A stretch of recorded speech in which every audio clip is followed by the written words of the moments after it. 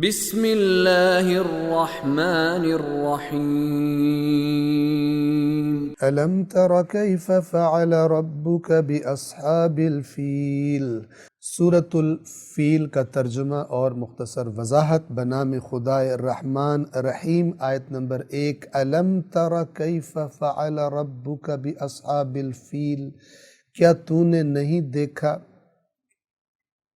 کہ کیسا کام کیا آپ کے رب نے ہاتھی والوں کے ساتھ۔ علم ترا یاد رکھیے دو معانی میں استعمال ہوتا ہے، یہ بعض اوقات اس طرح اس شکل میں آتا ہے علم ترا، اور بعض اوقات اس شکل میں آتا ہے ارأیت، جیسے کہ ابھی سورہ معون میں آگے آئے گا ارأیت الذی یکذب بالدین۔ دونوں کا معنی جو ہے وہ تھوڑے بہت فرق کے ساتھ بنیادی طور پر دو معانی میں یہ لفظ استعمال ہوتے ہیں۔ ایک دفعہ ہے اس سے مراد ہے رؤیت۔ رؤیت کا معنی کیا ہوتا ہے کہ آنکھ سے کسی چیز کو دیکھنا،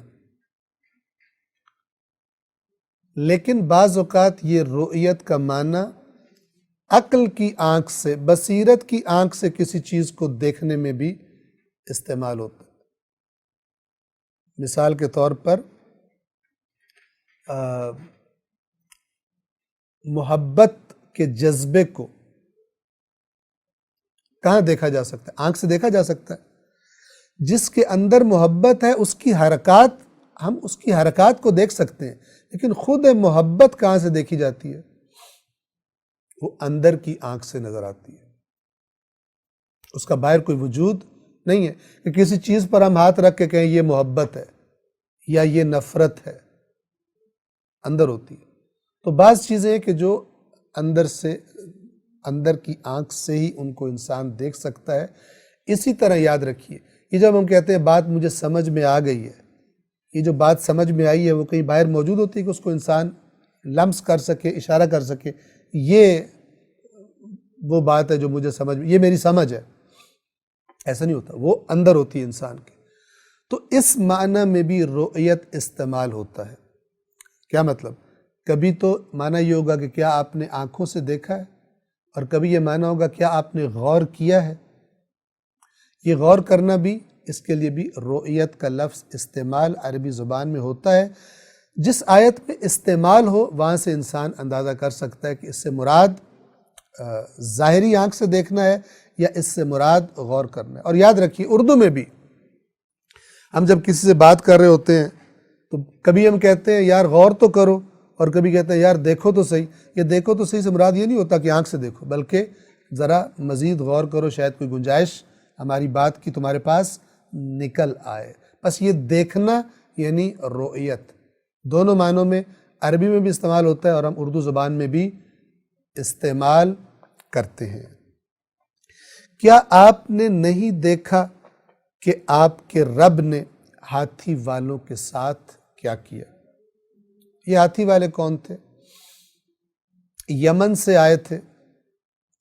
آپ کو معلوم ہے کہ یہ جو مکہ کا علاقہ تھا، یہاں پر کبھی بھی کوئی عربوں کی بڑی حکومت، طاقتور حکومت یہ نہیں رہی، اس لیے کہ یہ بالکل صحرا کا علاقہ تھا، اور ایسا نہیں تھا جہاں پہ کوئی بڑے شہر آباد ہو سکیں اور کوئی جذابیت، کوئی اٹریکشن ہو بادشاہوں کے لیے کہ یہاں پر آ کر اپنے محلات بنائیں اور یہاں پہ آ کے رہے، نہیں تھا ایسا۔ وہ علاقہ کہ جہاں عربوں کی حکومتیں بنا کرتی تھی، زیادہ تر بنی ہے، وہ علاقہ یمن کا علاقہ ہے، سرسبز و شاداب۔ تو وہاں پر وہاں کا حاکم ابرہہ کہ جو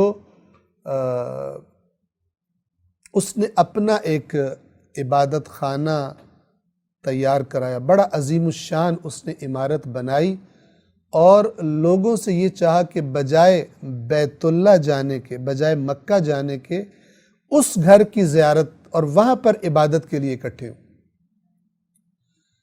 لیکن اللہ تبارک و تعالی نے جو برکت ظاہر ہے کہ کعبہ میں رکھی تھی، اور جو لوگوں کے دلوں کے اندر اس گھر کی عقیدت تھی، وہ عقیدت چاہے وہ گھر چند پتھروں سے اس وقت بنا ہوا موجود تھا اور گھاس پھوس ڈال کر یا مثلا چند لکڑی کے تختے ڈال کر اس کی چھت بنائی گئی تھی، وہ گھر لوگوں کے دلوں میں زیادہ اہمیت رکھتا تھا اس عظیم الشان عمارت کی نسبت کہ جو ابرہہ نے تعمیر کروائی تھی۔ آپ دیکھیے کہ وہ تحریکیں جو انبیاء نے شروع کی، حالانکہ انبیاء کے پاس دنیاوی شان و شوکت سوائے استثنائی چند شخصیات کے، باقی دنیاوی طور پر انبیاء جو تھے وہ بہت ہی یعنی کوئی مالدار شخصیات نہیں ہوتے تھے۔ ان کی شروع کی ہوئی تحریکیں، ان کے اثرات دیکھیے کب تک باقی رہتے ہیں، اور بڑے بڑے بادشاہوں کی شروع کی ہوئی تحریکیں اب ہسٹری میں تو ہیں لیکن ان کے اثرات کوئی نہیں ہے، لیکن نبیوں کے ماننے والے آج بھی ہیں۔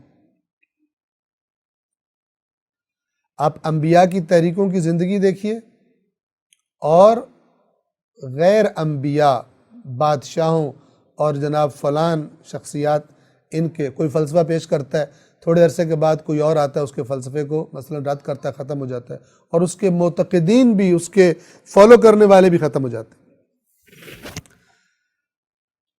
اللہ تبارک و تعالی، آپ حج کو لے لیں، جب اللہ تعالیٰ نے حضرت ابراہیم کو حکم دیا حج کے لیے اعلان کر دو، لوگوں میں آپ کے پاس آئیں گے، اس زمانے سے لے کے آج تک یعنی لوگوں نے دین میں بھی تعریف کر دی اس زمانے میں، تب بھی حج پہ آنا نہیں چھوڑا، اور پھر رسول اللہ کے ذریعے اللہ نے دوبارہ اس تحریک کو احیا کر دی۔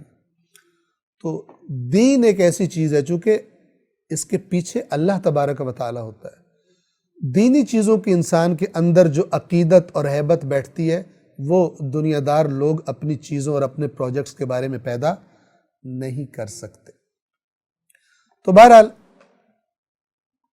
اب یہ حسد کی آگ میں جلنا شروع ہوا، اور اس نے کسی بات کو بہانہ بنا کر لشکر تیار کیا، اور اس لشکر میں اس نے ہاتھی بھی ساتھ رکھے، اور ارادہ یہ تھا کہ یہ وہاں جا کر بیت اللہ کو نعوذ باللہ مسمار کر دے گا، اس عمارت کو خراب کر دے گا۔ اب جب وہ عمارت ہی نہیں رہے گی تو اس کی عقیدت بھی ختم ہو جائے گی، اور لوگ میرے پاس پھر جو میں نے عبادت گاہ بنائی ہے، معبد بنایا ہے، اس میں آیا کریں گے۔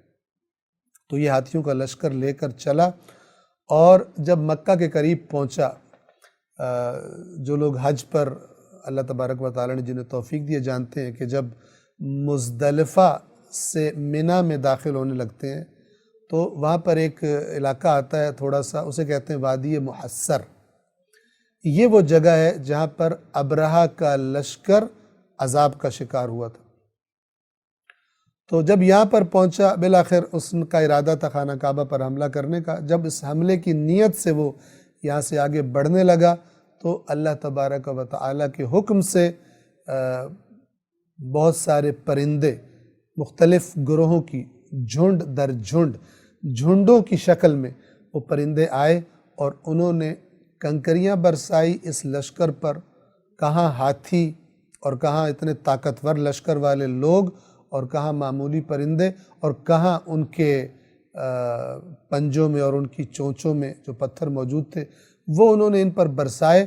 اور یہ طاقتور لشکر جب وہ عذاب کی کیفیت، پرندوں کی کاروائی، جب اللہ کے اس لشکر کی کاروائی جب تمام ہوئی تو ان کی حالت کیسی ہوئی پڑی تھی، جیسے جانور بھوسے کو چبا کر پھینک دے، چبایا ہوا کھایا ہوا بھوسا، اس کی بھوسے کی اپنی بھی کوئی طاقت نہیں ہوتی، بڑا کوئی حیثیت نہیں ہوتی، لیکن اس کو بھی جب چبا دیا جائے تو اس کی حالت کیسی ہو جاتی ہے۔ اس حالت میں یہ طاقتور لشکر اللہ تبارک و تعالیٰ نے پہنچا دیا۔ اس سورہ مبارکہ میں رسول اللہ کو تسلی دی جا رہی ہے۔ یہ مکی سورہ ہے، ابتدائی نازل ہونے والی صورتوں میں ہے، جب تحریک اسلام ابھی بڑے اپنے کمزوری کے ایام گزار رہی ہے، حامی بہت کم ہیں، دشمن بہت زیادہ ہیں اور بہت طاقتور ہیں۔ تو رسول اللہ اللہ تعالیٰ اپنے نبی سے کیا کہہ کر تسلی دے رہا ہے کہ یہ کچھ ہی عرصہ پہلے اسی مکہ پر ایک لشکر حملہ آور ہوا تھا، جس کو دیکھ کر یہی مکہ والے، اے رسول، یہی قوم جو آپ کو دھمکیاں دے رہے ہیں اور بڑے دعوے کر رہے ہیں اور آپ پر ایمان لانے والوں کو تکلیفیں دے رہے ہیں، وہ جو لشکر آیا تھا کعبے پر حملہ کرنے کے لیے، اس کی ہیبت دیکھ کے ڈر کے یہ پہاڑوں پہ چڑھ گئے تھے۔ مکہ والے ابرہہ کے لشکر کی ہیبت سے مقابلہ کرنے کی تو ان میں جرت نہیں تھی، چھوڑ کر اپنے گھر چھوڑ کر پہاڑوں پر اوپر چلے گئے تھے کہ کہیں ابرہہ کے لشکر کے حملے کی زد میں نہ آ جائے۔ تو اللہ اپنے نبی سے فرما رہا ہے وہ اتنا طاقتور لشکر جس سے یہ ڈر گئے تھے، اس لشکر کے ساتھ اے رسول آپ کے رب نے کیا کیا تھا؟ وہ رب آپ کا حامی ہے۔ یہ رسول اللہ کو تسلی بھی دی جا رہی ہے اور مکہ والوں کو، مخالفین کو خبردار بھی کیا جا رہا ہے۔ الم تر کیف فعل ربک باصحاب الفیل، کیا آپ نے نہیں دیکھا کہ آپ کے رب نے ہاتھی والوں کے ساتھ کیا کیا؟ صدق اللہ العلی العظیم۔